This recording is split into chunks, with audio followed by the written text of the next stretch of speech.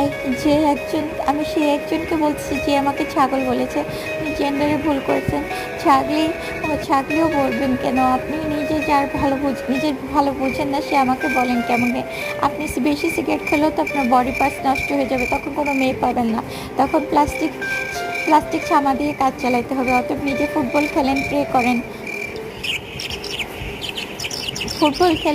করেন, তারপরে গান প্র্যাকটিস করেন।